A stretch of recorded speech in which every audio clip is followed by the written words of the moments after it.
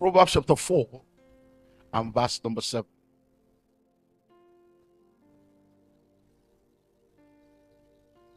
Proverbs 4:7.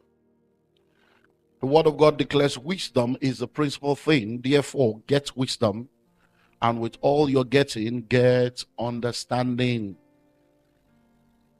The Message translation says, above all and before all, do this. Get wisdom. Write these at the top of your list. Get understanding. The New Living Translation says, getting wisdom is the wisest thing you can do. And whatever else you do, develop good judgment.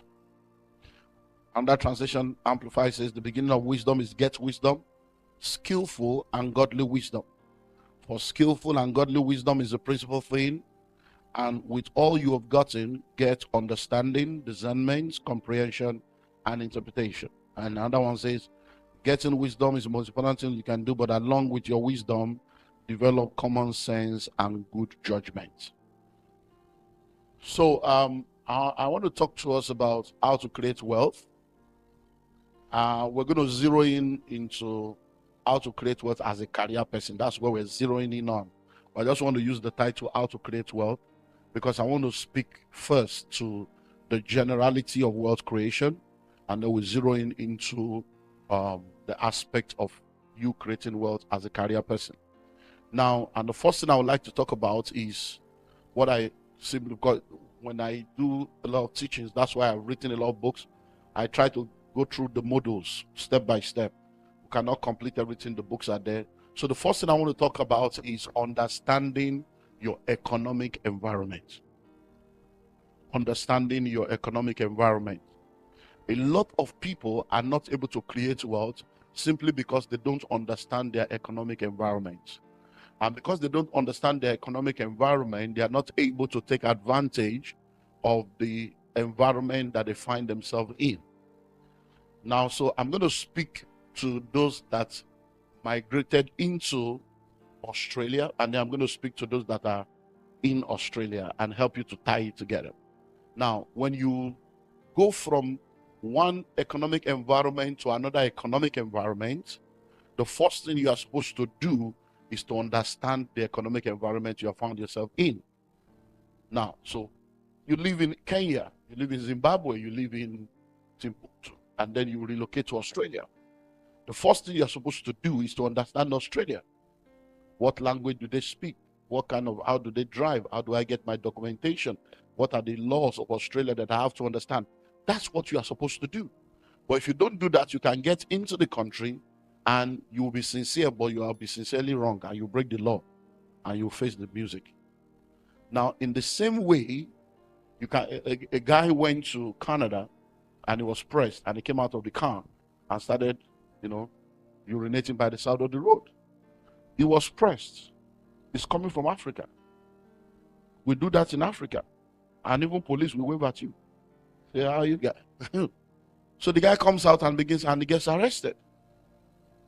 For that, a guy traveled from Nigeria to Dubai, and he was crossing the highway, even though there is an overhead bridge, and he could have gone. He just felt over. There's no cars are not coming, so he crossed, and then they arrest him and they take him for psych evaluation. That he must have a mental problem for you to be crossing the roadway. So they need to understand where you are, because sometimes you might be sincere, but you are sincerely wrong. Now, so when you come into an environment, you need to understand the economic environment. Many of us came from a chaotic environment that is not clearly defined. So many of us came from Africa. We came from a lot of places. We came from, Haiti, came from some island somewhere. And then you come into a developed environment and you don't understand, because where you are coming from, when some people tell you, I miss home, what they miss is the chaos. Because there's too much order here. Say, I miss home, if it's Nigeria, I would have known how to navigate this thing now. But this place, you have to follow it. So what they are missing is the chaos. Because now there is order and they are chaotic. So they don't know how to balance. So they're like, if it's Nigeria, I'll just settle. And then I'll move on. But no, you're not in Nigeria, you're not in Kenya. Hello? So you need to understand that when you come into the Western world, Australia is a capitalist society. So the economic environment called Australia is capitalism. And according to the principle of capitalism, listen and listen well, capitalism is not built for salary earners. Capitalism is not built for salary earners. When you are in a capitalist environment and you are a salary earner, you are the tool, you are the pawn that is being used for building wealth. Are you getting that now? So it's not built for, it's built for what? Entrepreneurs. So if you come into an environment that is capitalism, you come in there not to look for a job, but to start a business. I'm going to come to career people. I need to help you understand what. Now, so you find out that when Jews and Asians come into the Western world, they don't come to look for a job. They come to start a business. But when Africans come, we come to look for a job. And that already defines how far you can go in that environment. Because once you are locked into the rat race of salaries and jobs, you're going to be on that track until you find your way out of that track. Because from the day you begin that job, your destination is already defined. Now, listen and listen well. In the rat race of life, even if you win the race, you are still a rat. Why? Imagine someone bragging about the fact that, no, so you're a prisoner. And then you have been in prison and you have handcuffs in your hand. And you are bragging about the fact that your handcuff is made of gold. So whether your handcuff is made of gold, silver, or wood, handcuff is handcuff. So when you are proud about the fact that, no, I do 6 figures, you are still a rat. Your gold is just, your handcuff is just a golden handcuff. Hello? So you find out that when Asians and Jews come, they quickly come to look for a business. So you see them coming, and in less than 2 years, you're like, wow, how did these guys? But we're in the same environment. Why? Because they went straight into the entrepreneurship track, and you went into the career and salary earning track. And then what we don't realize is that in a capitalist environment, the system is rigged against salary earners.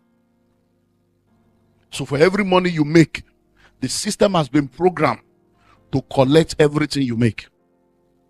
So in a capitalist environment, the taxation system is programmed to collect from the poor and empower the rich. It's programmed to collect from salary earners and empower the entrepreneurs. Because in their mind, in the thinking of capitalism, entrepreneurs are job creators and solution providers. So because they are creating jobs, offering products, offering service, they are more valuable than you that is in the assembly line of salary. So they have to appreciate them for adding value to the environment. Because as far as they are concerned, those are producers, you are consumers. So every money you make, guess what? If you are in the salary race, sometimes it's actually better to have a lower paying job or not to even have a job at all.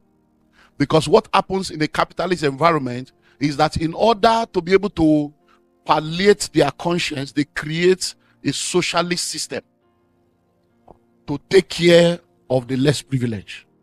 So when you go into a capitalist system, they also have a welfare system. That's a palliative to tell them you are not bad, because they know what they are doing. So they do that to palliate their conscience that at least we take care of the weak, we take care of the poor. Center, okay, so you go for welfare, yeah. So they create that to make them feel that. So you find out that the capitalists that are milking everybody are also involved in charity. They are involved in corporate social responsibility. They are involved just to make you feel they are good people, so that you can stay as a pawn in their hand.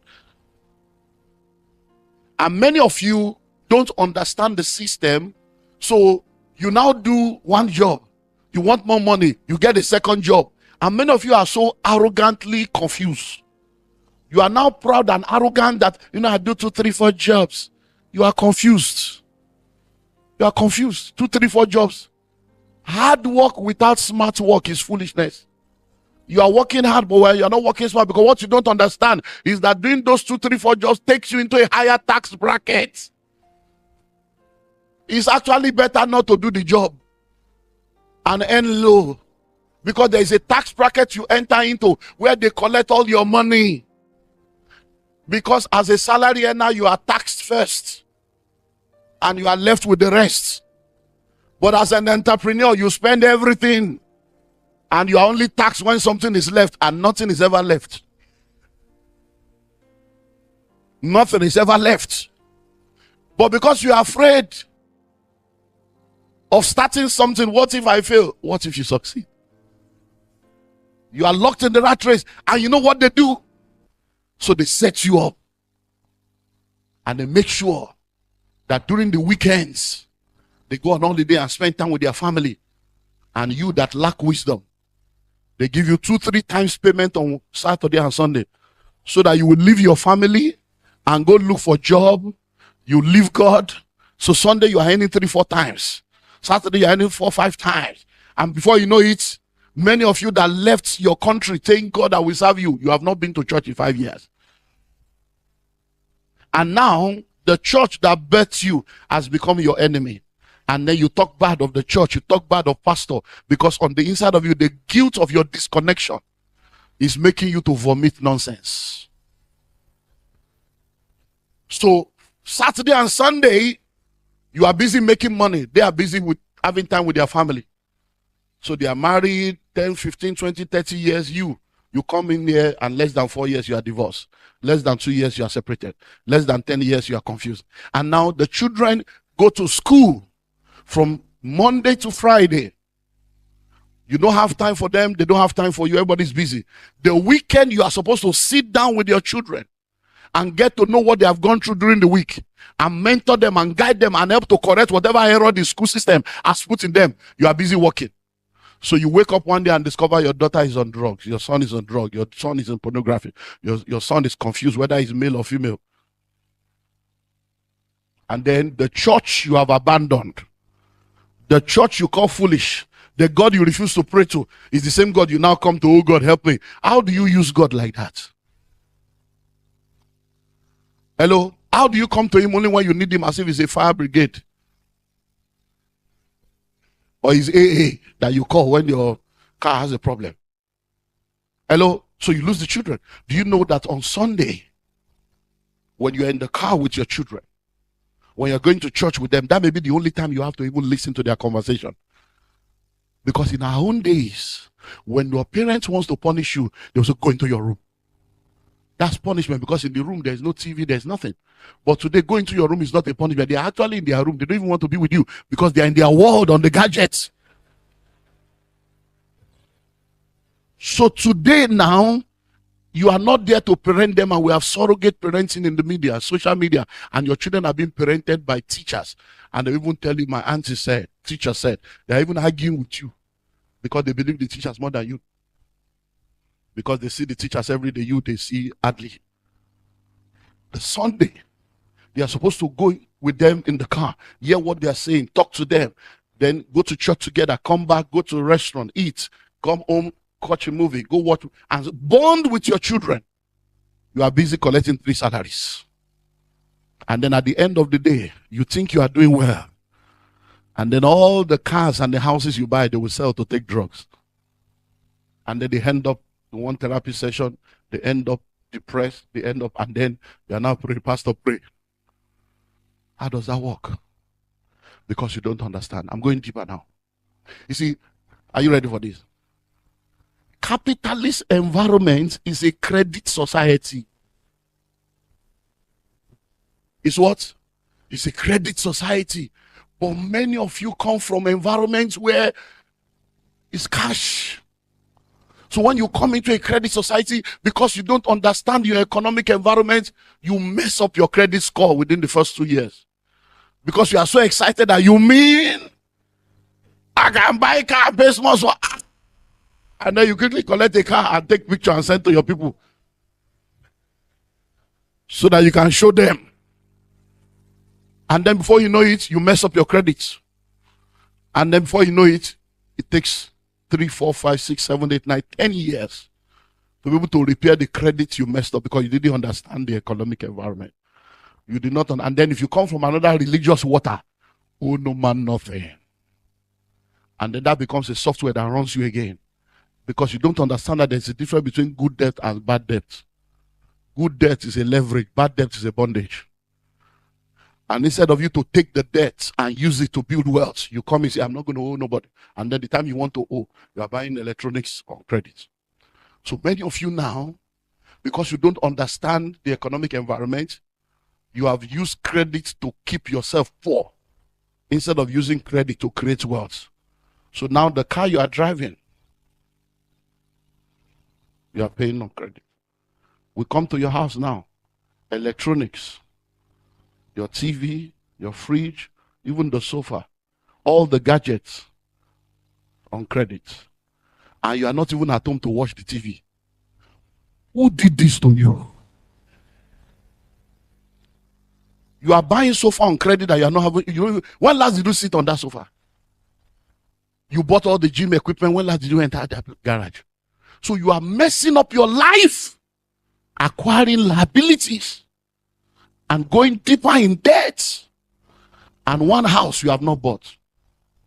No rental property. No real estate portfolio. No stocks, no shares, no gold. And then you are wondering, then the next thing, to now palliate yourself, you say it's village people. That there are some forces of your father's house pursuing you. No, it's not a generational curse.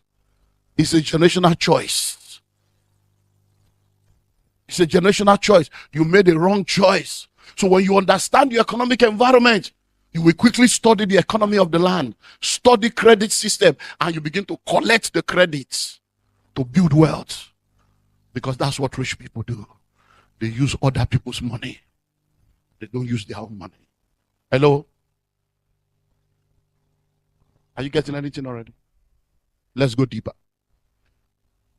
Now, in case you messed up your credits, let me just throw that because this is free meeting. I didn't charge to come. If I'm to charge, every session is $10,000. Just to let you know. Now, but you see, let me throw in some things because some things are counseling, some things are consultancy. So counseling is free. Consultancy attracts a fee. Where there's a voice, there's an invoice.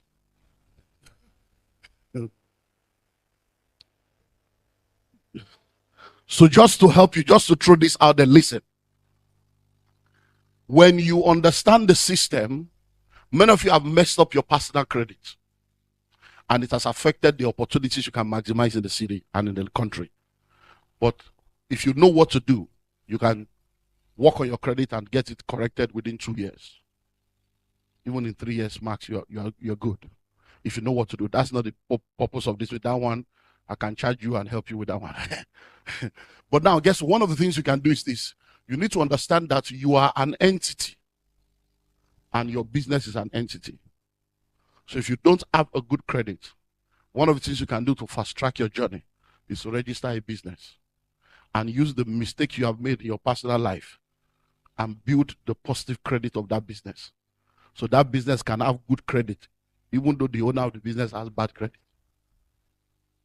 Do you get it now? I've just given you $10,000 free. And that's what you can do. And before you know it, you can now use that business to do a lot of things you need to do. Because once you're an entrepreneur, every expenses can be covered with your business. Every expenses. Your children can start earning money. Your house can become an office. Even your mortgage can be included. Your feeding, everything. Give birth to children, diapers, everything there where you can be. That's what rich people do. It's called avoiding tax, not evading tax. Tax evasion is a crime. Tax avoidance is wisdom. So rich people don't pay taxes. Many of you probably heard the story of Donald Trump when he was president. And you saw how that guy was not paying as much tax as even though he's a billionaire. You know, he did something amazing last year. His ex-wife died. They've divorced for over almost 17 or 20 years of divorce.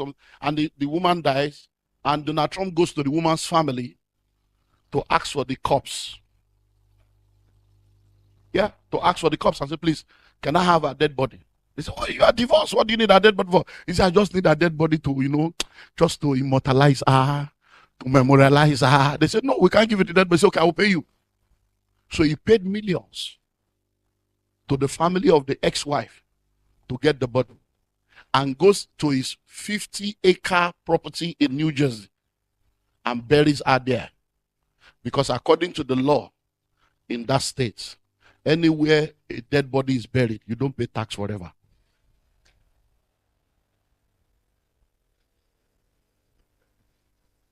It's now a graveyard.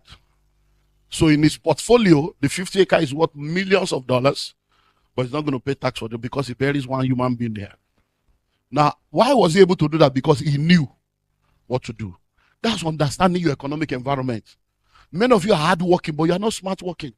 You don't understand the system. The system is rigged against you because you chose to stay with salary. I'm going to 3, 4 jobs. I'm going to my second job. Shh. Stop that. Relax and learn. And don't continue. You know, think about it. Before you know it, you are 40. Before you know you are 50. Before you know you are 60. And you realize that you're just in the same cycle. Just in the same cycle. The hands are not meeting. Why? Because the system is rigged against you. Let me say this finally before I now zero into how you can now create wealth as a career person. We need to understand the importance of collaboration. We need to understand the importance of collaboration. When I go around the world, I see a major problem with people in our community. Especially Nigerians. I don't know if Kenyans and Zimbabweans have that problem. But you hear Nigerians vomit nonsense and say things like, I don't do things with Nigerians. I don't go to Nigerian churches. I don't do this, I don't do that. And you don't know that it's colonial mentality. It's the software of colonialism that is still running your life. Because somewhere in your subconscious mind, the white man is better than you. Somewhere you have what we call self-loot. You loot yourself. And you are addicted to approval. Looking for somebody to approve you. So that when a white man or a Caucasian says, you are my friend, you feel that you are now more superior. Hello? Now listen. Go to Asians and go to Jews. They do things together. When money goes into the Jewish community, it circulates almost 27 times before it leaves that community. Asian community like 36 times. In African community, in less than 1 hour, he's gone. Because we don't even trust each other. So Asians will come into a place and come together, put resources together, and empower each other to stand. Jews will do the same. But try to get your African brother to just support your business or support your dream. They are the one that will tell you, don't patronize. Hello? So, Jews will come together, Asians will come together, and they carry their culture with them. Hello? They carry their God, they carry their culture, they carry their language, they carry their values. But when we come into the Western world and talk bad of everything that made us who we are, and then we raise our children telling them our country is a shit country, our country is a useless country, and then you westernize your children, and then you are surprised when they treat you with westernization. And when you are sick, they put you in a nursing home. Why? Because that's what you raise them to be, Westerners. So many of you now have children that you have to be pursuing. They don't call you, even though you spend all your money training them, they don't call you. You have to call them. Oh, Dad, I'm busy. Can I call you back, Dad? Can I call you back? I'm sorry, I'm going to have to call this call. I'll call you back. And you're like, me? Yeah, because you raise them like that. A Jewish child will never do that. An Asian child will never do that because they are raised with a culture of honor and respect that is unique to them. But you come into another culture and you don't know how to acculturize. Come tomorrow, we're going to deal with some stuff. Hello? Are you learning anything? So we need to come together and begin to form what I call wealth creation networks. Wealth creation networks. And this is what I push as I go around the world, talking to business people and talking to our community in different parts of the world. And right now we have done that, and we have testimonials of people now in Tampa, Florida, in New York, now in Dallas, in Manchester, in London, that have started wealth creation, and they are raising millions of pounds, millions of dollars. So let's think about it this way. Many of you sitting down here right now, once you have a legal status and you have a stable job, you can afford to raise $10,000. Once you have a good status, legal status, and a good job, you can afford to raise $10,000. But guess what? The $10,000 that you can raise may not be able to do much for you as an individual.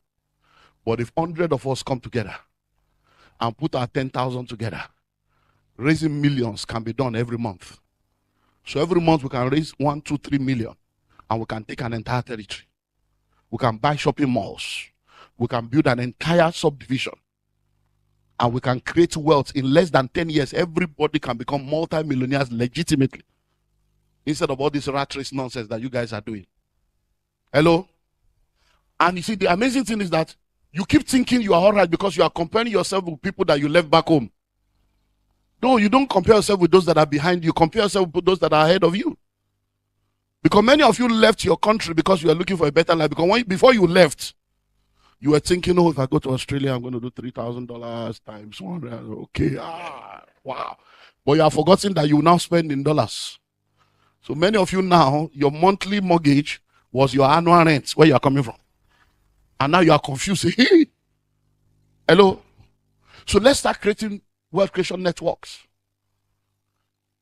So are you telling me that all your life, you don't have 9 people you can trust to join you and 10 of you can create wealth together? So what kind of friends do you have? For you to make something like, I don't have any friend, it's an indictment against you. It means you are a bad person. Nobody has been telling you the truth. You know me, I don't need your money. I don't care about whatever. In case you don't know me, that's where I am. I don't care. So I will tell you the truth. If you want to cry, cry. If you want to be angry. It's your problem. Hello? How can you say I don't trust anybody? Shut up. You are talking rubbish. You don't trust anybody. But you flew to Australia. So the pilot is your uncle. Abi? The pilot is your uncle, right? You entered the plane from your country to another country. I don't trust anybody. Stop talking rubbish. Hello? You can never live without trust. Your problem is you don't have intentional trust. You have subconscious trust. Hello? You trust a pilot you have never met. Whether the guy is a drunkard, you don't know. Whether he has mental issues, you know, my mental health. Whether you don't know what the guy, you enter the plane, say, I don't trust anybody. Why are you saying things like that? So sit down now. Hey, girlfriend, oh, that's my G. And so all the relationship you are doing is not to create wealth together. It's to gossip and check who is the latest, who is having who breakfast, who is breaking who's versus. That's all. So look for 10 people. Even if you don't want to cross your country, let the Sudanese, hello, come together. Let the Zimbabweans come together. Let the Nigerians, let the Kenyans come together. Stay within your communities if you don't want to cross your nationality. Hello? But if we can all come together, wow. Wow. Wow. Think of it. If 10 of you can come together and all you can do is $10,000 a year, which many of you can actually do 10,000 a month or a quarter, that gives you a lot of money. You can start buying properties cash. You can buy an entire mall. Hello? And what happened to our church will not happen. Because you bought only one. And they say they can't approve it because your parking is not enough. Why? Because all your neighbors are sons of Belials. And the Antichrist spirit is working through them. And they're writing petition against you that they can't even remember they wrote the petition. Because there was just a brainwave. But imagine that you bought the entire mall. And you are the one selling to them. Who will come and remove you? The council themselves will have to invite you and be discussing with you to move forward. That's the realm we should be talking about. Dominion in the marketplace. Not all this poverty mentality that you are still living with the Western world. They are looking for a seat at the table. Create your table. So they should give us a seat at the table. Which table? Create your table. And let them come and begin to ask us. Hello? So let's think of coming together.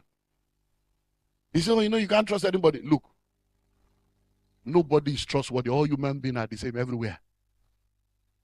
Hello? All things being equal. Many of you that look normal now, you are looking normal because you are in a society that the law has normalized you. So nobody needs to tell you not to overspeed, because there's consequence for the action. So you correct yourself. When you get to a place, you queue up. But the same you that looks normal now, land in Nigeria tomorrow. Land in Kenya tomorrow, you discover that you are not normal. Because that thing will start moving, because you know that there is no law. You know that once you see the policeman, you can just put something in his hand and he will forget the law. So nobody is really that good. It's the system. So in the same vein, when you say you don't trust anybody, you are still importing the injustice of your country to the Western world. Everything should be done with legality. So there should be a legal document that binds all of us together. You will be amazed that everybody will comply. I was shocked when I went to Tampa, Florida, and discovered that there was a group that has been existing for 15 years and nobody has ever defaulted. And I wanted to study their templates. How do people do it? It's the law. There's nothing like you're my brother, you're my sister. The days of shaking hands on it is over. Document. Anybody mess up, you are gone.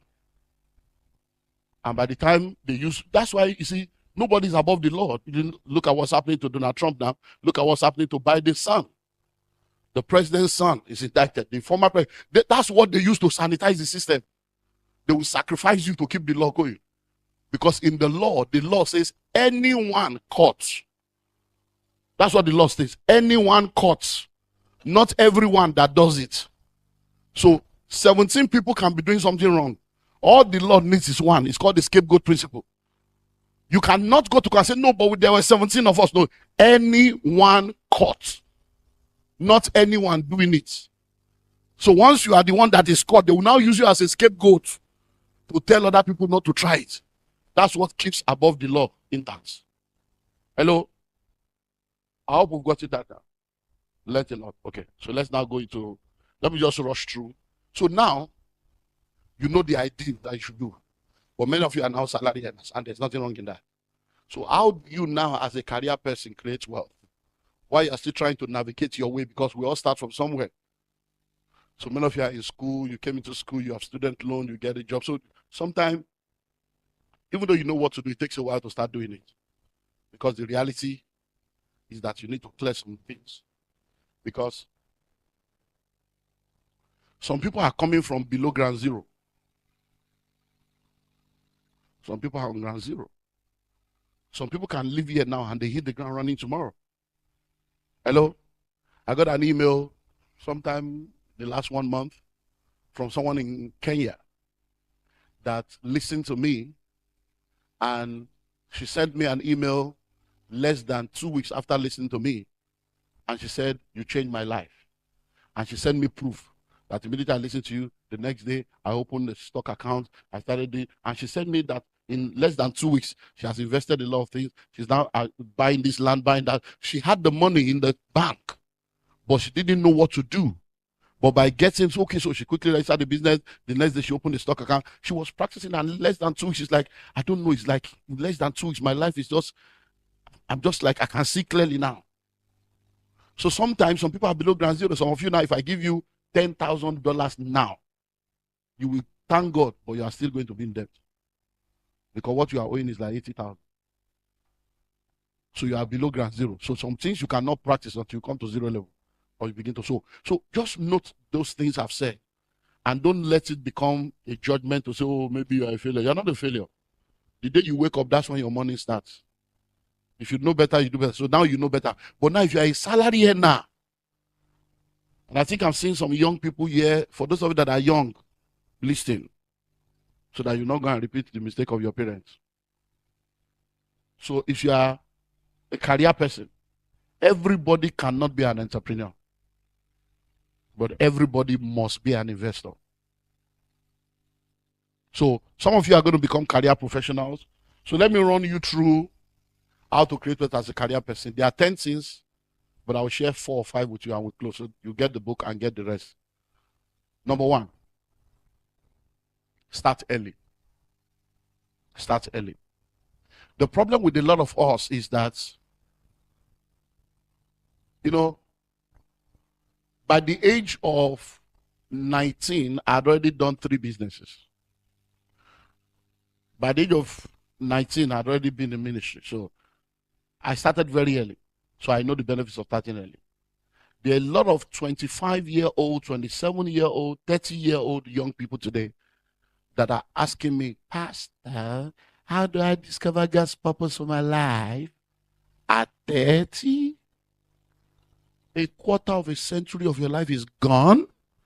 You are still talking purpose. What have you been doing for the last 25 years? Many of you, the reason why you are where you are is because you didn't start early. Many of you, at the age of 36, you discover you should be. And many of you you've not discovered, you are just following the trend. Where everybody's doing care, you go into care. Oh, I want to do nursing. I want to do nothing. Because that's the next everybody's into IT, you go to IT.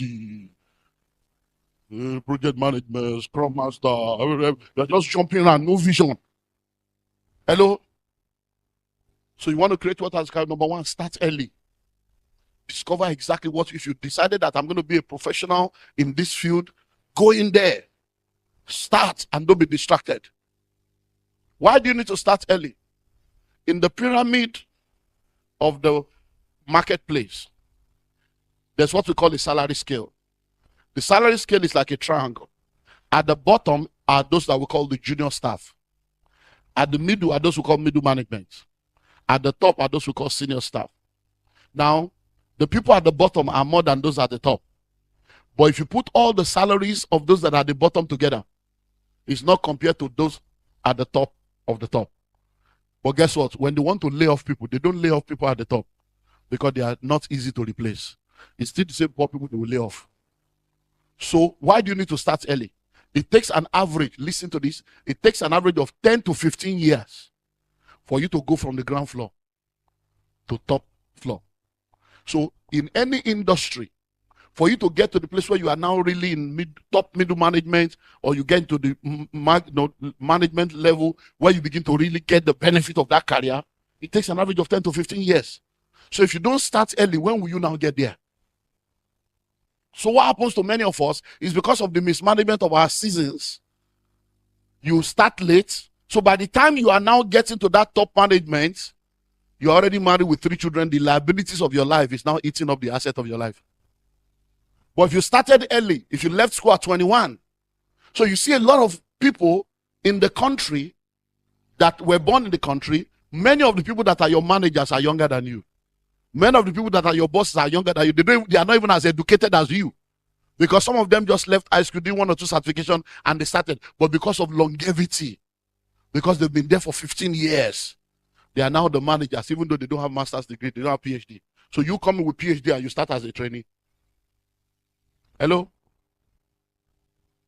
So you need to start early. So when you start early, it helps you. Because by the time you get to that level, the benefits are what makes you wealthy. So that's what makes you an high net worth individual. When you get there, you are not just collecting salary. There are bonuses. There are stock options. There are target bonuses. There are special benefits. There are official car, official trip, official. So you get so many things that you're supposed to pay for, the company pays for because you are senior management. And that gives you a leverage. Hello? Number 2, give it all it takes. Give it all it takes. In the marketplace, it's not by emotion and sentiment. In the marketplace, it's not activity, it's productivity. So give it all it takes. You see, if you start early, you will most likely be single and unmarried. If you start early, you will most likely have little responsibility. So you can do all you can. You can resume early, close late. You can volunteer. You can do so many stuff. And those are the things that will now become the asset of your life.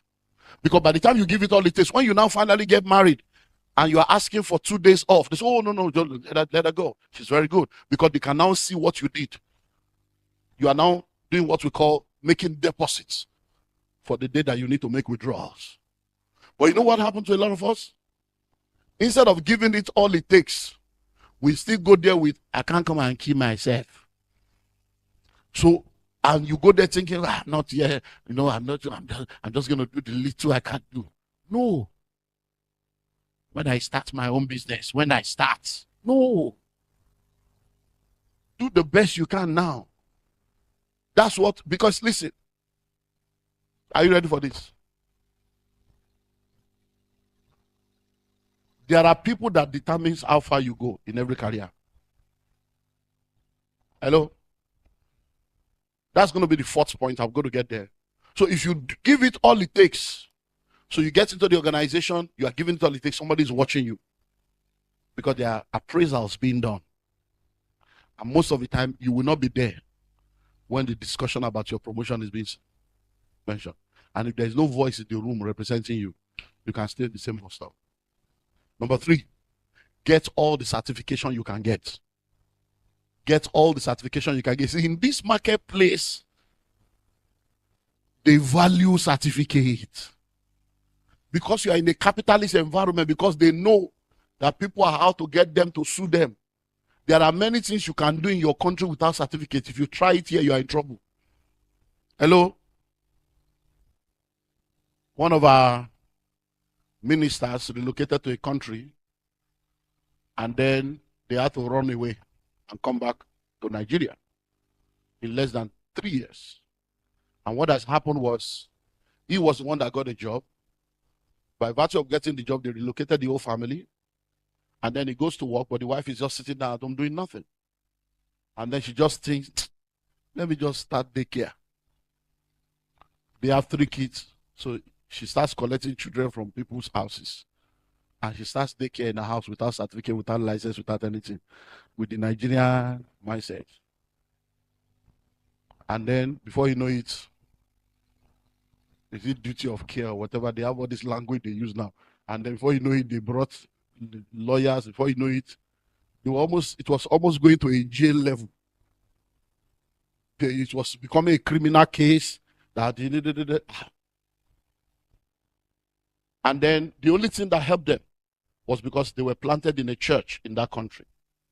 And the vice president of our country, the former vice president, was a pastor, or is still a pastor in that denomination. So by virtue of the church, they had to now get the presidency of our country to quickly intervene. And the only way that they could be helped was to suspend it and for them to leave the country. So they had to come back to Nigeria. Now, what is wrong in gathering children? But because you are in a place where certification. So in the marketplace, get all the certification you can get. You see, the problem with us is you don't understand. You see, these people, even for you to be an electrician, that you have been an electrician in Nigeria for 17 years, does not mean you will come here and be joining wire together. You will end up in jail. That I know I was a plumber, I'm a mechanic. No. And guess what? All you need may just be a 1-week training and certification, and you are good. But because you don't understand, so many of you, the things you call menial jobs, there are no menial jobs, only menial minds. Many of these people you are looking down make more money than you. The plumbers, the electricians, they make more money than you. That's what many of you should be doing. Go and get your certification. You can do a 3-month online course. You can do a 1-month online course. Hello? Pastors. Do you have a degree in certificate? Do you have a certificate in counseling? Just go and do counseling course online. Get your certificate. You'll be charging money for marriage counseling. Legally, you give them invoice, they will pay. How many members give you money when they come for counseling? They waste your time. You fast, you pray, even your birthday, they will forget. All you need to do, man of God, I can make you rich. I'm a rich man. I know what I'm talking about. So I'm not just rich now, I'm a globally rich man. So when I'm talking money, you listen. Hello? Hello? And I'm not rich by offering. I've got real estate all over the world. Hello? Just go and do a certificate in counseling. 6 weeks. Frame it in your office. You start collecting money. Family life counseling, recovery, all kinds of courses you can do. 6 weeks, 6 weeks, 6 weeks, 6 weeks. And before you know it, you'll be charging correct. So when you are going to church office, you are going to work, not for people to come and queue. I saw a mosquito and the rat was pursuing me.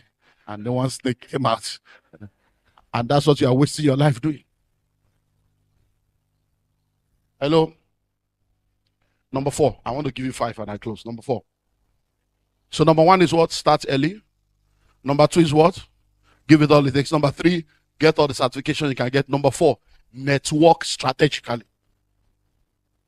Network strategically. You see, many of us think,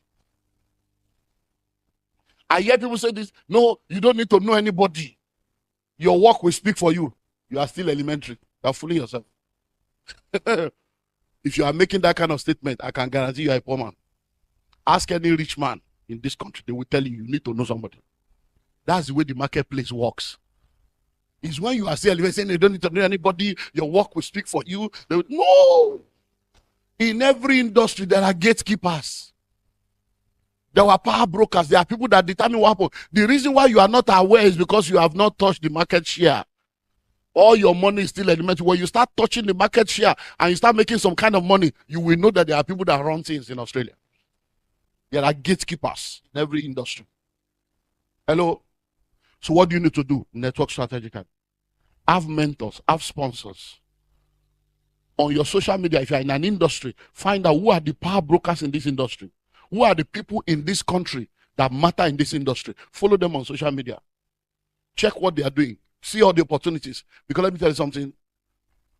How many of you are here now?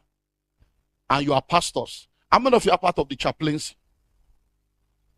How many of you are here right now? How many of you are part of Rotary, Lions Club, and all this global club? And you are in the country. You're joking. You're joking. So if you're a pastor, you should be a chaplain. It's a strategic move.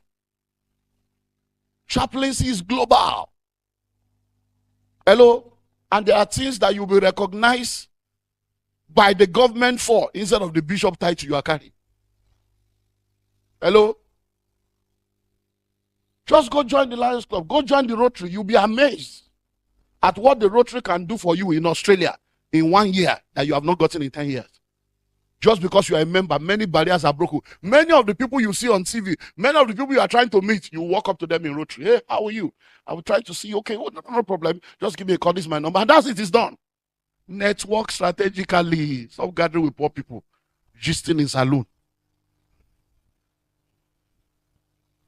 Just moving with people going nowhere. Poor man, canceling poor man. Hello? Network strategically. When you are in an office, it is not sucking up to people. It's mentorship. It's connection. You don't need everybody, but you need some people. There are those who matter to your matter. And when it matters, they must be there. Or else the matter will still be there. Hello? So network strategically. Listen to me. There are rooms of destiny. And I think I spoke about it in the book.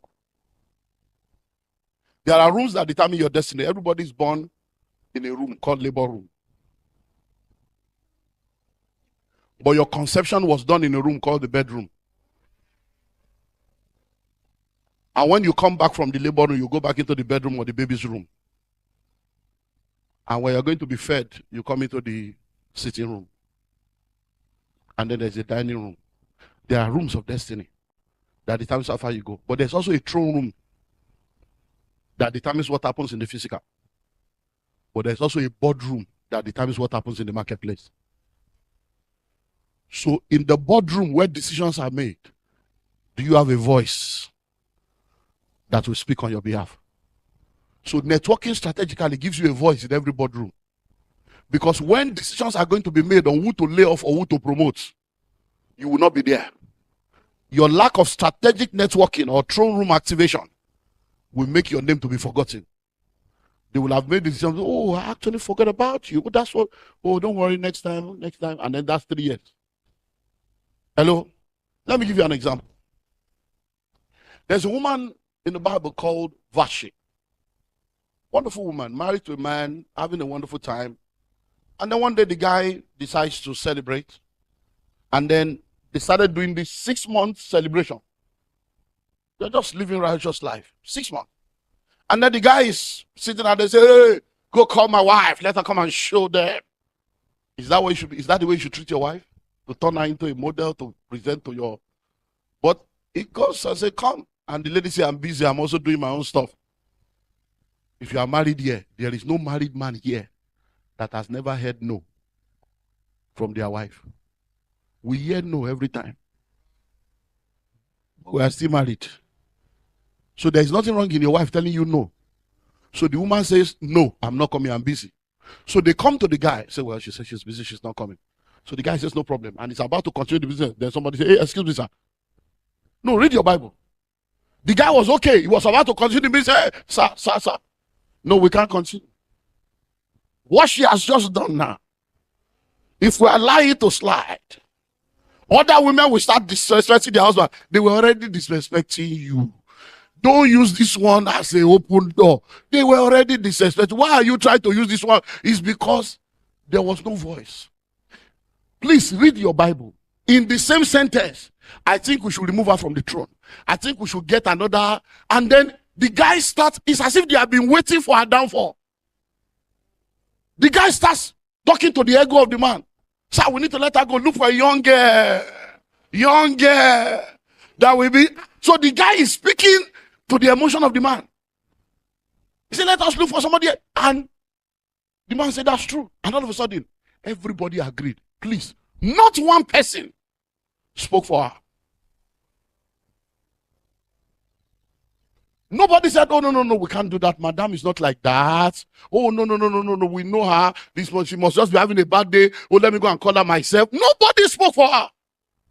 So what kind of life was she living? I'm the queen. You guys are subjects. I'm the queen. I'm the first lady. And nobody spoke for her. So that arrogancy of, I don't need anybody. All I need is God. You're fooling yourself. Like we say in Africa, just they play. Hello? You say you don't need anybody, you need God. You need people. Even God need people. Hello? So network what? Strategically. So that when it's time for Memucan to try to kill you, people will speak and silence Memucan. I run different organizations. I'm on board of different corporations. And sometimes we are making decisions. And I'm sitting down there because I'm a pastor. I'm like, hey, this is people's life we are discussing. No. Hey, that's how somebody would. So some people, I was in a meeting in the boardroom one day, and we're deciding how to lay off some people, and two of them was just like glass, and they were passing by. So I looked, and I'm like, hey. So I has wife and 3 children. Look at the way he's laughing. He doesn't know now that this is last week in the office, and we are the one making that decision. Hello, and that's where it is. I've gone to the office before with a determination that this guy is gone. He's got to go. And I get there, and someone says, excuse me, sir. You know, you preached a message. God is a God of second chance. Somebody will be pleading on their behalf. That you preached a message that we are all a work in progress, that let's give him a second chance. Somebody will be reminding me of my message. Say, sir, you know, you are a father. Let's just mentor him. Let's give him a little time. You know, the Bible said that Jesus said, give him 1 more year. And because I'm a pastor, I will hear the word and I will say, okay, let's give him 1 more year. And the guy will not know that he will have lost his job. But somebody spoke for him. That's why you need to network strategically. Be good to everybody you meet. You never know how connected people are. Finally, and I close. Get the remaining in the book. If you don't buy the book, wait till next time. Hello? Number 5. Understand the business of your career. Understand the business of your career. I was speaking to a group of people years ago. It was in the 90s. The story is in the book, actually. 1998, I believe. And one of them, who is also a contributor to the book, because one of the things I did with the book is there are 16 contributors. These are people that I have trained and mentors that are now wealthy people. So they shared their own story, and they are still career people. So one of them now asked me a question, 1998, I believe. And he said, sir, I've heard everything you have said, because I was talking about freedom from labor, how you can be free from the rat race. He said, I've heard everything you have said. So, but some of us are not interested in starting businesses. We want to build our professional career, we want to be top of our profession. So are you saying that we cannot become wealthy because we want to become professionals? So I said, no, you can. But you must understand the business of your profession. There's a difference between the legal business and legal profession. There's a difference between the medical business and the medical profession. There are billionaires in the medical field, but they are not medical doctors. They are in medical business. They produce the machines, they produce the drugs, they produce the gloves, they produce the syringes, they produce the PPE, they are involved in the business of medicine. They didn't go to medical school. But those that went to medical school are clocking in and clocking out and being paid per hour and going on strike. Hello? So whatever profession you are involved in, what is the business side of it? Because show business has a show and it has a business. There are people that are involved in the show. They don't understand the business of the show. Hello? There are people that are not footballers, but they are in the sports business. They are billionaires. But those that are playing get money. And 70-80% of what they get goes to people that are not playing. Because they are the people in the business. There are movie stars that you know today. And they tell you, oh, the person was paid 20 million. What entered his hand is 3 million.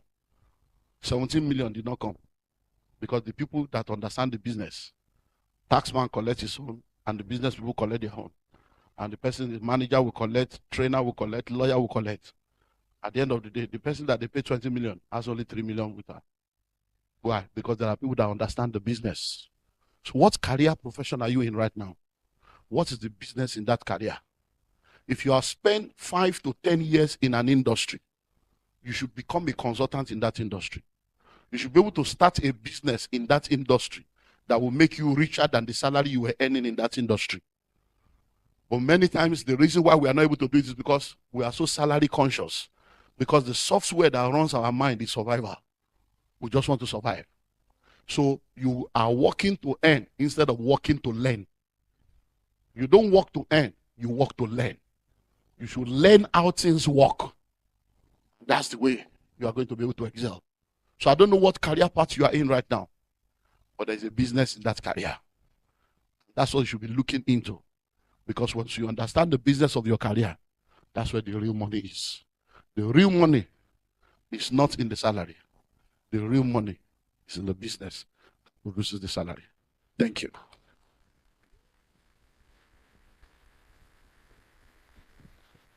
Thank you.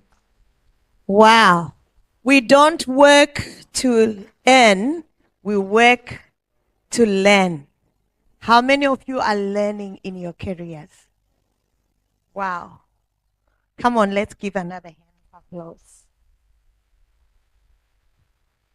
So many nuggets. Collaboration. I am for collaboration.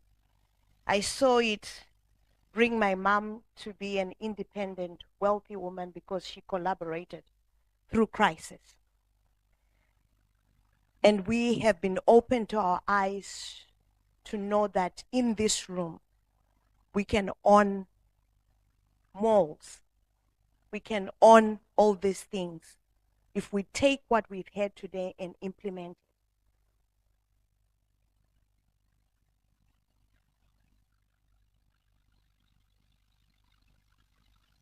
Start young. And for those of you who are young, who are here, if you take this seriously, I believe it's going to change your lives. But even for us who are older, we can collaborate and cheat the system. We are now going to go into a Q&A session where we will have your questions. Pastor Angel, if we have cards with your question, or you can use the mic.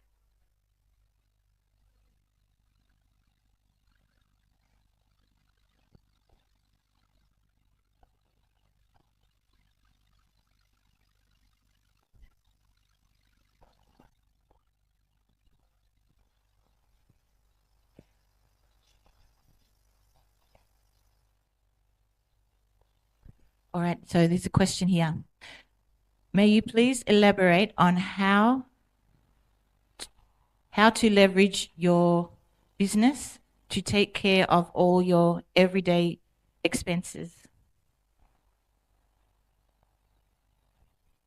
Okay, so there's something called the power of a cooperation. When you register a business in the eyes of the law, that business is a different entity than you that owns the business.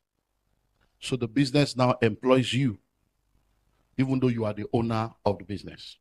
Now, according to the law of taxation and the law of capitalism, you don't pay taxes except you have made profit. So you pay taxes on your profits, not on your income. Because in a corporation, there's what we call overhead, there's what we call running costs. Now, you as the owner of the business, you are the one that determines what your overhead or your running costs will be. So if you start a business, whatever money you make, the law expects that everything it costs you to run the business and everything it costs you to make that money should be deducted. And whatever is left is what you will pay taxes on. So when you own a business, instead of you owning things, let your business be the owner of the things. So the car you are driving should not be in your name. The car should belong to the business. So your business will be the one that will buy the car, be paying the insurance, paying the car note, and you are the one using the car. So it's an official tool for your business. Instead of you going to rent an office somewhere, take one room in your house, take your garage, convert it to an office. That becomes your office. That business is supposed to pay rent. So that rent that your business is paying for that one room can be your mortgage every month. So that means you are having the rest of your house for free. Your son or your daughter can finish school and come work in that business 2 hours a day to arrange files, to clean, to dust, and you pay them as a casual staff or ad hoc staff or contract staff. And that month. Now, when you are going out every Sunday as a family to go and eat in a restaurant, that can be called a business expenses because you are now going out together as the owners of the business to discuss.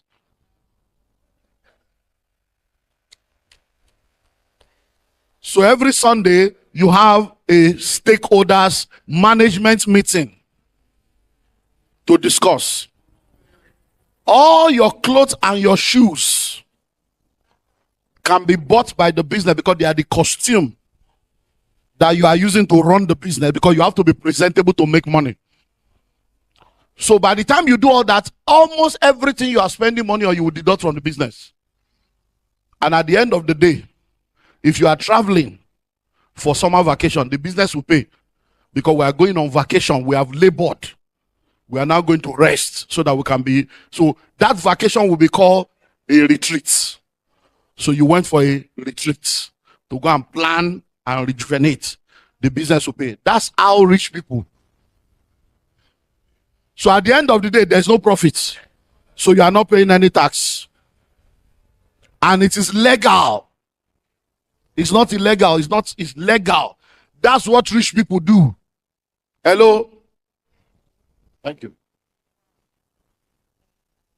How can you leverage your job to build a business?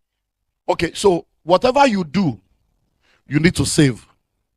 One of the benefits of salary is predictability. So you have predictable income. So you can have predictable savings. So you need to save a minimum of 10 to 20% of your income. That can help you build something that you can now use to be able to start your business. Then all the experiences you are getting, listen to what I'm about to say now. The experiences you are getting, the contacts you are getting are all part of the things that you will need for your business. So every time you are working in a place, network strategically. Get to know people. get their number, stay in touch with them, because they may become your customers, your investors, your advisors, your referrers tomorrow. So if you live in a community, get involved in the community. If your children are in a school, get involved in your children's school. Join the PTA, join Rotary, join chaplaincy, join all, so that you will know a lot of people. Now, because you are working in an organization, when you are knowing them based on the credibility of that organization. And if you have known them for 2 to 5 years, and they have seen consistency in the relationship, by the time you are starting your own business, even though your business does not have any credibility, the credibility of the fact that they've known you for 5 years is what they will use to rate your business that you are starting, and they will support you. So one of the things that you need to understand is leveraging what you have now to get to where you need to get to. And you need to be strategic and intentional about it. So just a follow-up on that. We have a follow-up on that. Okay, on that, okay. Yeah. Thank you. Okay, you have a question. Okay, we're coming to you. Thank you. That's all. Okay, thank you. I'm the one who wrote that question. So just a follow-up on business expenses. If you're trying to separate your personal assets, for instance, but you want the business to shoulder the expenses. So how do you go about that? Like, for instance, you can't necessarily buy a house under the company name. My business is risky. So you can be sued at any time. So I don't want to have my house be part of the, if I get sued or anything like that. So how do you leverage your personal assets, but yet get the business to cover the expenses? I understand your question, but it's not the question. That's consultancy. Yeah, so you need to pay for that. Thank you. So now let me say this. Everything we are saying here, we are speaking theory. So you need to get professionals to now do the. So you need a lawyer. You need, I don't know whether you guys have CPA, auditor, stars, consultant, financial. So you need to have those people on your. So if you get the book, all these things are there. All the people you need. You need a mentor. You need a spiritual covering. You need a lawyer. All the people you need to work all these things are there in the book. So, and you already have the book. So read it. You see. So I'm here now. I'm wearing 2 caps now. Pastor Olumide Emmanuel is different from Dr. Olumide Emmanuel. So Pastor Olumide Emmanuel can counsel you on spiritual matter. Doctor does not do free things. He charges. So when they told me to come, and I said, look, you know what, you guys are my children. I'm going to come, but you know that. I told them, I said, look, are they going to pay? I can't be jumping around. If I stay in my business, I know how much I'm going to make. I do $10,000 for every speaking engagement. So why will I come to Australia, spend a whole week, and I can't get $100,000? What am I coming to do? But he said, I said, okay, I'm coming. He said, seed, I'm just coming to be a blessing. So I told them, I said, look, you guys, I'm not going to do that. Hello? The ticket to come here alone is about $20,000. Business class. So why am I going to be wasting my time jumping to Australia to go and do what? So you need to now get those professionals. And you know they will charge you per hour. So some of the questions you are asking, I will not answer. Yeah, so go and do that work and pay, because you are not paying. So We have a question here that the cheapest way. No, let's take him. He's been lifting his hand. Yeah, we need to get him. So now the cheapest way to get it is just go and get the book. That's the cheapest one. Now it's cheaper.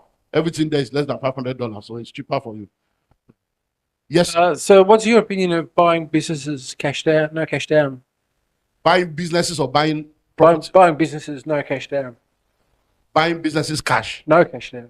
No cash down. No cash down. Yeah, it depends on the kind of business. So for instance, I advise people, one of the things I advise people to do, especially when you start the wealth creation network stuff I'm talking about, when you start wealth creation networks, 2 things I recommend for people to do is real estate and franchising. Real estate and franchising. Because what we have done all over the world is what we call fractional ownership. So right now, we buy properties. So we get 10 people together, $10,000. I'll buy $100,000 property, and they get $1,000 minimum every month, and they share among the 10 of them. So we've done that, lots of that. We do that right now. We do that regular. That's what one of the things I do. So, and then you can buy a franchise and own a restaurant and own chains of franchises as a group, and you don't even need to manage it. You are the owner, and somebody else manages it. So you can buy businesses without any cash once you have that opportunity to do it, and the return from the business can pay for the business and give it that. You can do that. So how do you deal with trust? How do you collaborate with people of different culture? Legal documentation, that's all. I don't need to trust you. How many of you have bank accounts? Do you know the owner of the bank? Do you trust them? Why? Because there's a document, there's an insurance. That's why you do what you do. Do you know the owner of the... everything you are doing that you call trust is because there is legality backing it up. So you don't really trust them. You trust the system. You trust the justice system. You trust the law. So anything you want to do with anybody, no matter the culture, legality. So when everybody comes together, get a lawyer, we all document our thoughts, we come up with an MOU, we come up with ethics, and they will say, okay, for instance, I give you an example. For the properties we buy that we do fractional ownership, because of my understanding of the taxation system, many of the people, because what I try to get people to do is to earn money in foreign currency in Nigeria. So we buy property. So they come together, 10 people, 9 people sometimes, and they put $10,000 together and we buy a house for them. And we have an agreement. Okay, this house, everybody's going to bring $10,000 together and we'll buy one house. If we want to buy the next house, you don't have to be part of it. So we're only tied together for this one house. And now, nobody can pull out. So you can't wake up tomorrow and say, I'm not doing it again. You insulted me. You didn't. There's no emotional sentiment here. You can't pull out. Except somebody else is replacing you. Because you can't mess up 9 people's life because you have lack of emotional intelligence. Hello? So all those things are documented. The guy is saying, I'm going to give you a piece of my mind. I'm going to give you a piece of my mind. That's why you have lost your mind. Because you have given pieces of your mind to different people. So the laws are there. And then the law in that constitution states that we are not going to share the money that comes from that property until after 1 year. Why? Because if you know anything about real estate, boiler can spoil. And 3 months rent will have to go. Something can go wrong. So, and then you are going to pay insurance, you're going to pay taxes. So after we have collected rent for 12 months, we'll now remove tax, we'll remove insurance. Whatever is left, we'll now keep 20% of it again for emergency. It is the remaining we can share. So all those things are documented and it has never failed. Because it is the so that's you know it's not about culture. It's about the law. So make sure there's a document everybody signs, everything is clear. Before you collect money from anybody, let the document be clear, let there be full disclosure. So that nobody will wake up tomorrow and say I was not aware. So that's it. There's a question here that is asking, with networking strategically, how can we be linked to some of these networks when they've got some, as Christians, without compromising our faith, because they have some practices that are not pure? So you see, please listen and listen well. Many times we don't understand the power of our faith. And when I say Christians are afraid of the devil, I'm wondering they should be afraid of you. Why are you not thinking that your presence will scare them? Why are you thinking that your presence will make them to pollute you? Why is that your thinking pattern? Why are you not, when light comes, darkness disappears? There is nothing called darkness. Darkness is the absence of light. You are in this world, but you are not of this world. So God wants you to have contact without contamination. So apart from the ones that are overtly demonic, if you are joining a group, there's a website, there's an application process. And once you see the application process and you see what you need to do to become a member, you will know whether there is compromise here or not. Most of what you are calling compromise is lack of understanding of the way the marketplace works. Why? You join a group and they meet in the club or they meet in the night. And then when they are serving people, now look at what we have now. We have water, we have fizzy drink, we have pizza. When you get there, there's alcohol, there's smoke, there's everything. Is that what you are calling compromise? That's not compromise. That's just life. They didn't put it in your mouth. They didn't force you to drink. You take water, you sit down, they are smoking, they are doing it also. You sit down there, you have your discussion, and you move on with your life. If you are so weak that sitting down with them will pollute you, your Christianity is not strong. Then you are never really, you don't even understand your Christianity. That means you are in the outer court. Hello? So look for the ones you can join that doesn't involve anything overtly evil, and then you're good to go. I mentioned chaplain. Even as a pastor, being a part of a chaplain does not mean that they are spiritual people. Hey, it doesn't mean that chaplains are spiritual. No. It's just a platform that you can use to leverage. Rotary doesn't mean you go to Rotary, but these are where you meet the people that really matter. So you need to look into your environment and know the different groups that exist and join. How can we separate business, church, friends, and family? Okay, please note, in every country, depending on the law of the land, as a church, there are some things you cannot do. So when you are a pastor, when I started I spoke about understanding your economic environment. You can have a church, and the church can have a business. And the business is registered as a business arm of the church. So the church will be tax exempt, but the business will pay taxes. Depending on, I don't know what kind of registration you guys have here, but I know you guys are close to the UK, some of the way you operate. So in the UK, we have what we call the Charity Commission.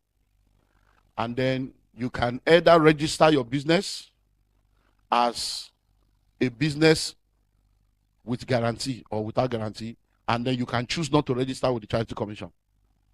Because in the UK, when you register with the Charity Commission, then you get 28p for every £1 that you get from taxpayers.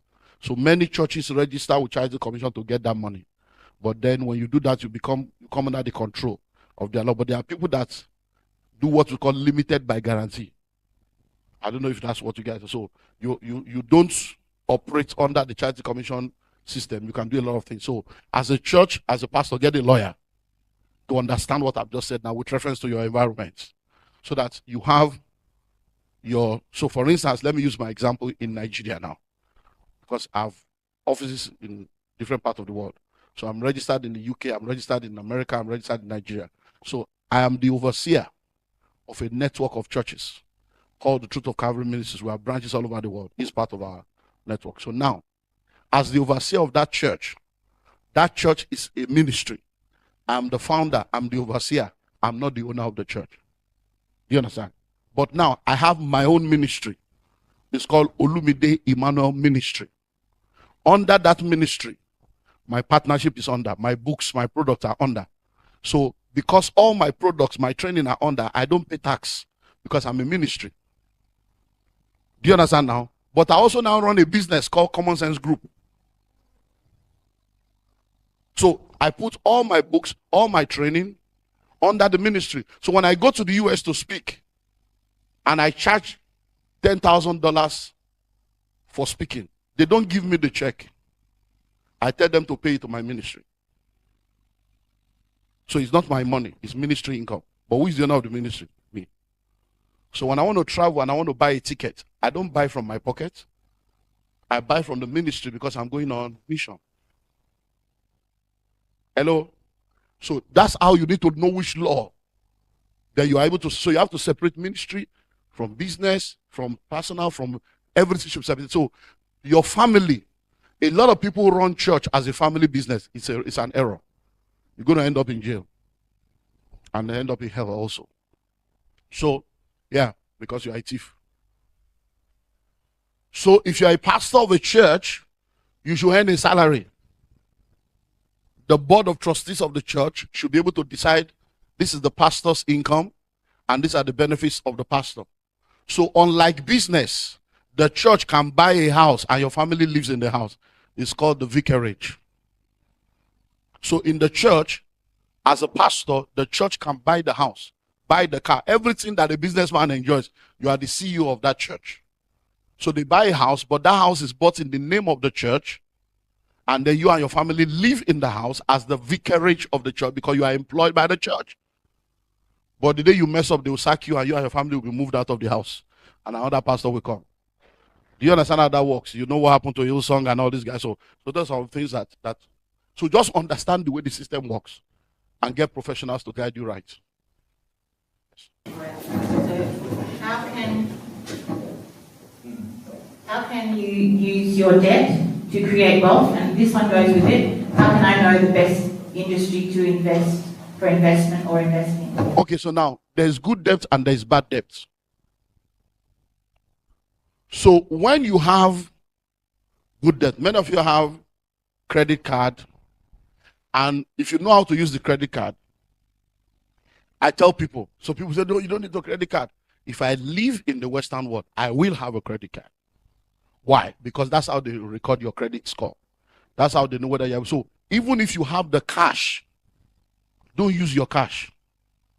So if you have $500 in your account and you want to buy something of $350, instead of taking $350 cash to pay, use your credit card to pay.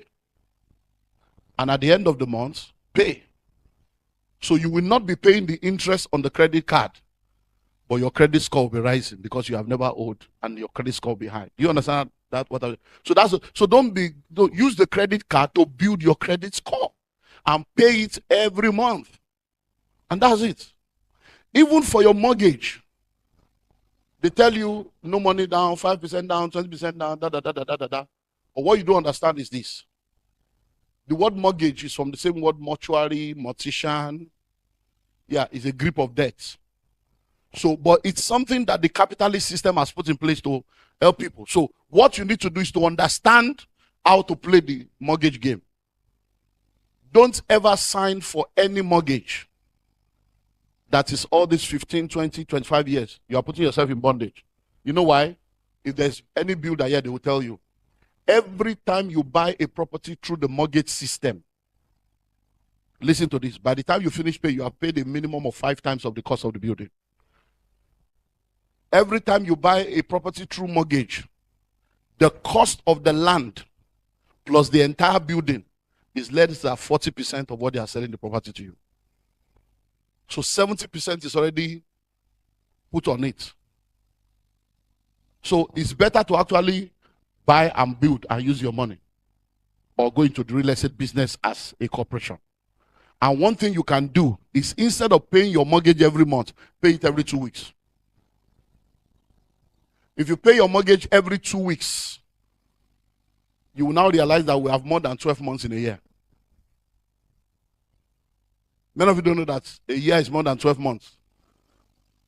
So if you pay it every 2 weeks, you'll be paying 13 to 14 months in a year. Because there are 4 months in a year that have 5 weeks. And that reduces your years by between 3 to 5 years. Add an extra $100 to $300 to your mortgage every month, and you reduce it by another 3 to 5 years. So you can pay off your mortgage in 10 years if you just apply these 2 principles. So there is so much that can be spoken about, but they are not counseling issue, they are consultancy issue. So where do you invest? When you have money, invest in things that can produce income. Invest in money markets. So look into your country, check the treasury bills, check bonds, check stocks, check fixed deposit, check the income if it works with you with reference to the inflation rate of your country. Then check real estate. And for most of you now, I'm seeing a lot of phones now. I'm seeing Apple, I'm seeing Samsung. Do you have shares in Apple? Do you have shares in Samsung? Many of you are on Facebook. Do you have shares on Facebook? You use Google. Do you have shares on Google? You do Zoom. Do you have shares on Zoom? So buy shares of the companies that are doing amazingly well, and then invest in real estate. So even if you can't do it on your own, come together, do fractional ownership, and 10 of you can co-own a property, and you can co-own a franchise. So those are different things you can invest into. And if you have any skill or any expertise you can invest in yourself. So I've written books, I have different curriculums, I have different courses. I invest in myself. I have a studio, I have all kinds of things I do. So because I'm an author, I set up a publishing company. I set up a printing press. It's called backward integration. Because I travel a lot, I set up a travel and tour company. So every year I help people to travel, operate visas for people. He started that with us before he left. And so there's so much you can do. And you'll be amazed. Because I know a lot of people have marital problems. Right now, if I just today alone, I've gotten 4 people that want me to take them through a marital process. They are ready to people. I don't have the time. I have right now over 200 people on my waiting list that wants to pay, but I don't have the time for them. And I say, I want to recommend. They say, it's you we want. We're going to wait. What are they listening to? It's just because I went for courses and there's so much that can be done. So invest in yourself, invest in your knowledge, invest in your skill, and you'll be amazed at how far you can go. Pastor Tammy. Thank you so much, sir. Thank you. For the information. There is a scenario that I really want to tell you about the investment. Okay. That we got a couple of friends together, and just advise, put money together to invest. And amongst those people, there are few of them that people back in Nigeria, and some of them really believe that I think that should stand. Sorry. Many of them believe that investment turnover is very quick in Nigeria and is good, and went into that business and everything commenced because we had to use one of the partners' brother, who is a certified builder and all that in Nigeria, and everything went down. So the whole investment is gone down the drain. Now the friendship is all scattered. So what advice would you give? Is it to invest where you live, or to invest where you presume the interest rate or the investment will turn around with very good? Okay, so part of the documentation that you need to have is to understand that when you talk of investment, there's what we call the 2 R's of investment. Investment is risk and return. There is no risk-free investment anywhere in the world. Not one. So anyone going into a business, lawyers will tell you that. So we say to people in law that whenever you are doing business with anybody, let your mind already be in court. Because the people that come to the pulpit to say I do are the people that will end up in divorce courts with irreconcilable difference. And there are no irreconcilable difference, only irreconcilable people. So when everything is documented, if this money is lost, what do we do? So all those things will have been documented. Now to go to your question or to your specific. I cannot tell you invest in Australia, invest in Nigeria. It's your choice. I can tell you for free that in Nigeria today, if you invest in real estate, you will make more money than anywhere in the world. But if you are in Australia, the Nigerian currency is not a very reliable currency. So even if you do 100% return, by the time you change it back to Australian dollar, you have lost money. Do you understand? So when people ask me, should I invest in Nigeria? In fact, let me give you a joke. If somebody comes to me now and say, I would like to invest, what should I invest into? As a financial consultant, I have to ask you 5 questions before I can answer, because I do customize. Number 1, what is your investment goal? Why do you want to invest? Are you investing just to have an asset? Are you investing for cash flow? Are you investing for your retirement? I need to know. Number 2, how much do you have to invest? Number 3, what is your risk appetite? How risky do you want to go? Because the lower the risk, the lower the return. Number 4, how long do you have? Number 5, what is the source of the money? When I ask you all those questions, it will help me to give you an answer. So if I'm to answer your question now, if you are from Nigeria, I will advise you at least you should have 2 properties in Nigeria. At least 2, just because you are in Nigeria. When God created you and gave birth to you in Nigeria, He didn't make a mistake. There is a portion of Nigeria that belongs to you. Not to take it is to leave money on the table. God forbid that Ukraine war happens in Australia. There are people that never believe that COVID will come. If you don't learn from COVID, you might never learn. So what if something happens and they say everybody should go back to their town? Where will you go to? Hello? God forbid. There are people that have spent 30 years in the Western world, they had to run away because they got into trouble that they were not guilty of, but it was either jail or run. And now they run back to Africa, nothing. So you must have at least 2 houses. Number 2, if you have people in Nigeria that are always calling you for money, you see, have people in Nigeria that are dependent on you, then you need to have property in Nigeria. Why? So that when they call on you, you don't need to be stressed. The rent and the income will already be there for you to just do a transfer and settle all the mosquitoes. Do you understand the way that was? So those are some of the things you need to have at the back of your mind. So I will advise you, stop looking at Nigeria the way it was. Technology has advanced a lot of things. As I'm standing here right now, we have short-let apartments. Right on my phone right now, I can connect to the internet and I will know where all my cars are. We have short-let apartment. I can go online now and check whether there's somebody living in that house. I can check on the CCTV now, all the properties in Nigeria. I can check where my wife is right now. I can check where all my cars are right now, right on this phone, anywhere in the world. So you can own properties in Nigeria and manage it as short-let and service apartment. And from here, you will give them the code to enter the house. The door will not be open until you press it from here. These are technology. The Nigeria is not old school. I don't know when you left.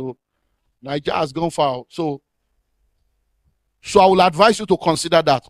So all you need to do is to answer those questions and deal with people that are reputable.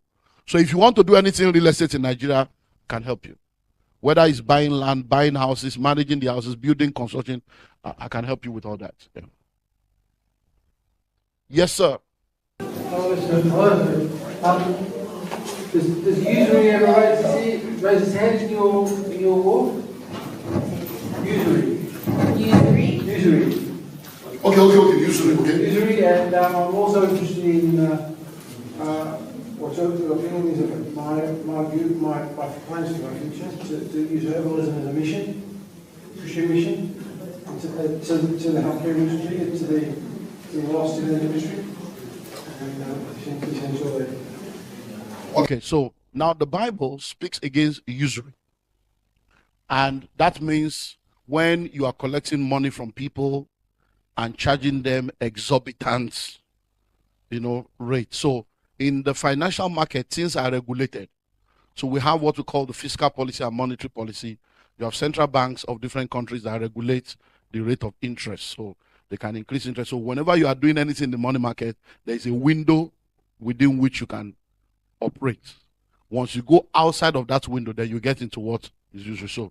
So that's the way that works. And then when you have a passion to do anything, whether it's ministry, reaching out to the poor, reaching out to the less privileged, you need to understand that there has to be a system and structure in place for sustainability. Because it's not just to start, you should be able to sustain it. So before you start, don't just be so passionate, I want to take care of poor people. You can end up being poor. So if you are planning to take care of poor people, how will you take care of them? Where will the money for taking care of them come from? How will you sustain them? Because taking care of poor people means you want to empower them. And empowerment is not giving them food because they will be coming forever. So you need to be able to empower them with something that will make them to start earning on their own without having to depend on you. We have one more question.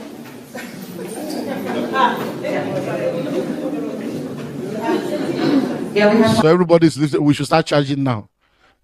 $100 per question. Thank you, Dr. Olumide Emmanuel. That's really been good. This is actually one of my areas. I also operate in the marketplace and all of that, and I probably listen to you as well, and not common sense approach.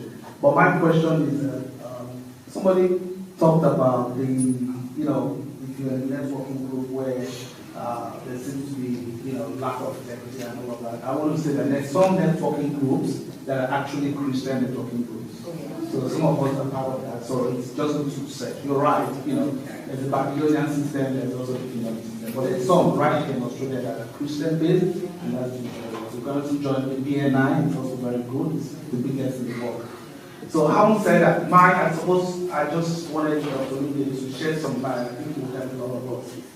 The Bible says that we should be wise as disciples, and be meek as a dog.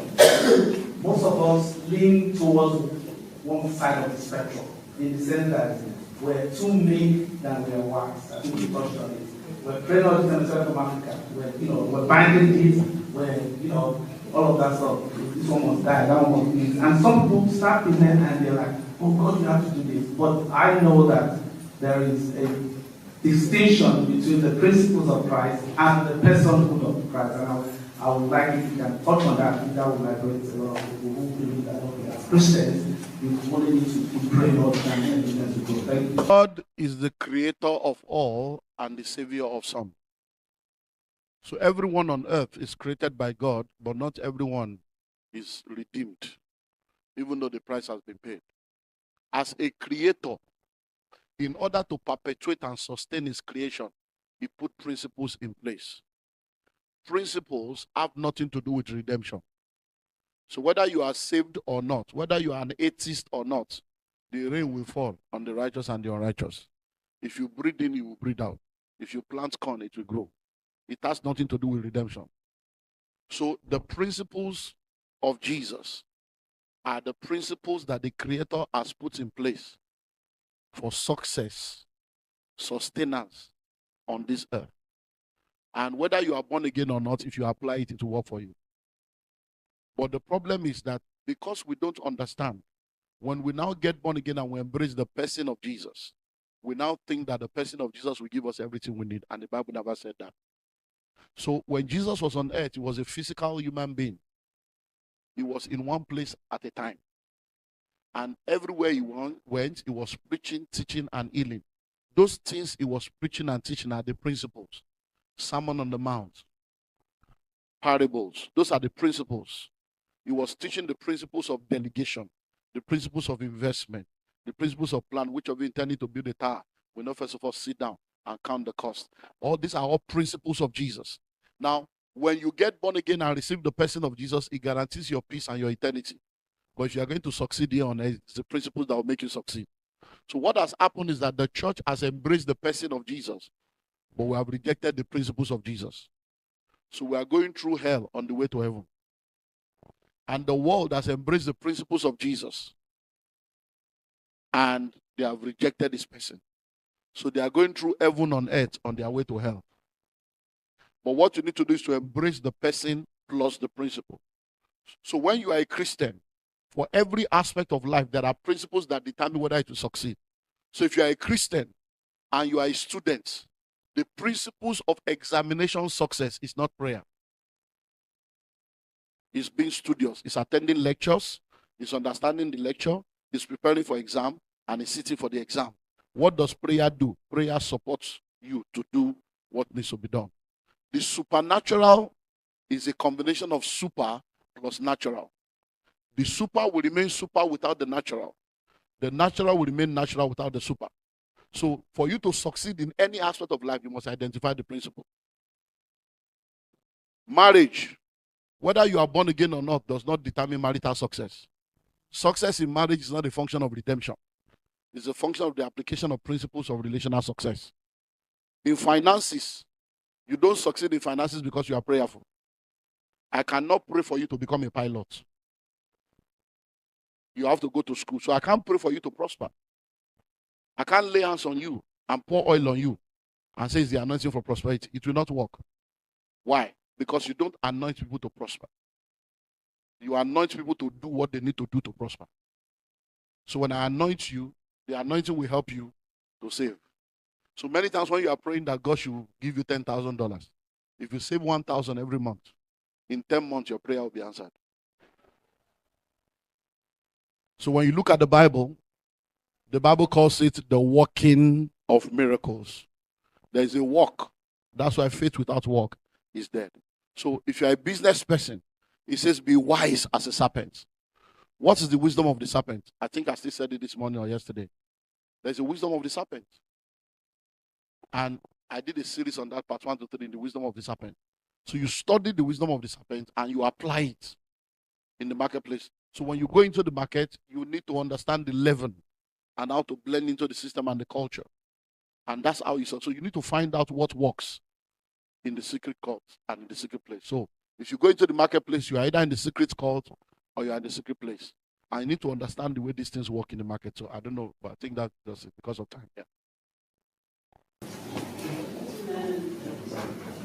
Just wanted to ask a question, sir, relating to something you mentioned in the morning about old wine, new wine, old skin.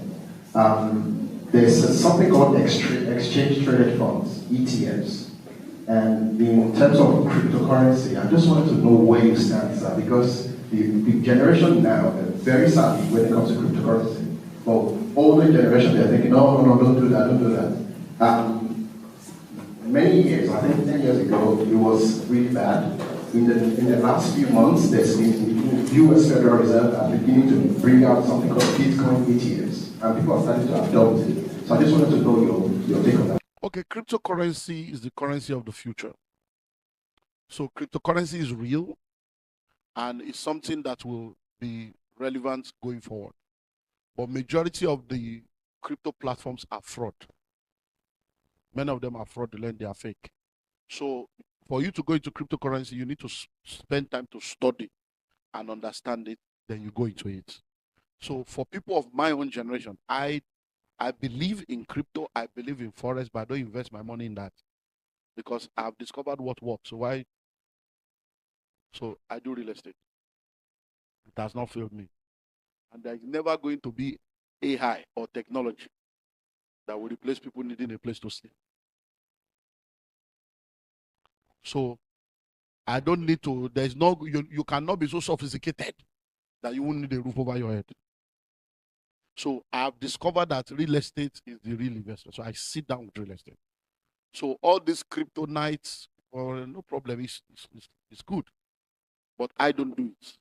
Not because it's not genuine, because I'm not interested. I already have what's working for me. What am I looking for? So let me just continue my winning formula.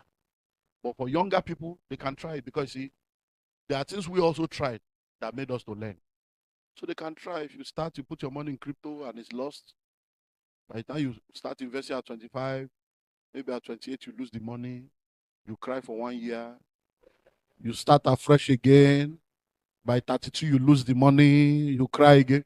At least by the time you lose 2, 3, 4 times, you wake up and wise up. You are still alive. But for somebody of my age, it can lead to high blood pressure, hypertension, stroke, and death. So we don't have much time there. However, there are many of you now who are putting up your hands to ask questions. And I'm going to do something that maybe some of you will be upset with me for the night. But we love each other because I need to collaborate with you so that we can do business.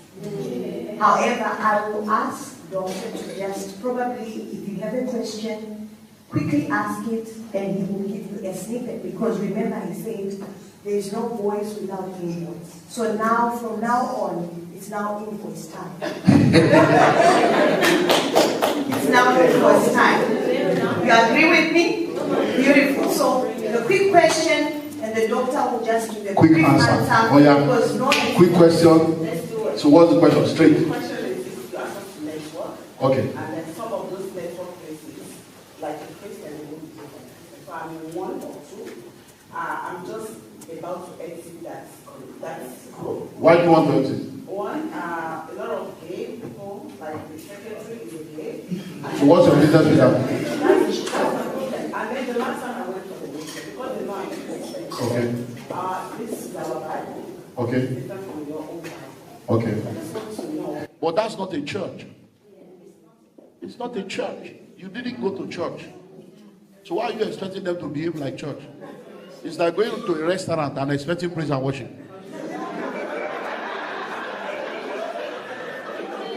You went to a restaurant to eat. You went there to network. What's your business whether a man is kissing him? But that's his life. Let him live his life and face his consequence. Face what you went there for. You didn't go there for Bible studies, not house fellowship. Yes, ma'am. Same question. Okay. Thank you so much for all that you shared. We really have learned a lot. I'm a woman of certain age, over a certain age. I really would love if you already have the network and the system put in place. So when you talk about people coming together and doing group wealth building, you have already set up the system.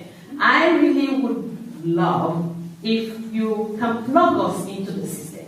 Instead of me going around, trying to draw some documents and all that, can you please give us a way? I know you've given us at this point. This is high level. Is there a place for people to start with those groups? For those groups that I am involved in, the minimum is $10,000. So, and it's for real estate in America. So, I think the one that we're doing now, we still have slot for 5 people. So if 5 people come, so what we do is $10,000. The minimum we do is 80,000 American dollars. Yeah, the minimum we do is 80,000 because we are buying properties in Detroit. Detroit went bankrupt years ago, so we have over 42 properties there. So we do more of Detroit because you can get properties of 80, 90, 100,000. So we play within 80,000 and above. So the one we are doing right now is $80,000. So 3 people have paid 30,000. So we are waiting for 5 more people to pay. So once the 8 people is complete, you wait for 90 days because we now go bid for the property, buy the property, renovate, do insurance, do deed, quit claim deed, and then we'll put the tenants in there. So the way it works is the rent will be minimum of $1,000 a month. And then the agent will collect his own percentage, and then we do it for 1 year. So if you're interested, that's minimum of $10,000 that we can plug in. So sometimes, depending on when you enter, that's what determines. So for instance, now, people have paid 30,000 now, and their money is just sitting down there. We can't do anything until it's up to 8. So until we have 5 more people. So those are the problem that you can have because of what we are doing. So that's the only one that I can talk to or speak to now, because I really don't have the time to run where people are paying monthly. But this one, we know it's just one. Once we've done the house, we hand over. You'll be getting your rent. It's you and the agent every month, and that's so that's what we do. Yeah. 2 more questions. Okay. My question is, in the ministry, Ministry as in church. Ministry. Okay. Yeah, well, it's 7 out of church. For example, you're 7 when you're working in the ministry outside, in the work area. When you're working with people from the ministry, how can we separate that? Because they're expecting as a 7, when they come to the workplace, you meant to, because they have a relationship with you in church, they're expecting for you to compromise. And you don't want to compromise. So, and they're looking, oh, is she not this person? Is she not that person? How can we separate ourselves from them? That if I'm working, I'm working. I don't want to do church at work. I want to be your boss. So how can we do that without them feeling that you're being proud, you're being arrogant, or you're thinking you're too good? Okay. So I want us to break down the word compromise, because compromise is not necessarily a bad word. So I need to understand what you mean by compromise. So if you are saying compromise with reference to doing something illegal, doing something, but if you are talking of compromise with reference to special favors, then there's nothing wrong. Yeah. As long as the special favor is not contrary to professionalism and the policies and the ethics of the profession, then there's nothing wrong. The Bible says, do good to all men, especially to those of the household of faith. That's why I have you there. You're my sister. So what's the benefit of having you as my sister? But I'm not going to tell you to change figures. I'm not going to tell you to say I'm present when I'm absent. But if my son is having a program in school and is making a presentation, and I'm asking for 2 hours to quickly run and come, because you are my sister, you know that family is important to me, even though it's not my leave period, you can give me that. Because we have a relationship. Do you understand? So we need to define what the compromise is. Because sometimes you can think you are principled, but what's now the benefit of the relationship? Do you understand now? So that's because what you have said now causes trouble even in marriage, where spouses don't realize that, yes, you are my spouse, that's why I'm asking. Because, yeah, I should get benefit because my wife is husband. So that's Our last question for the night.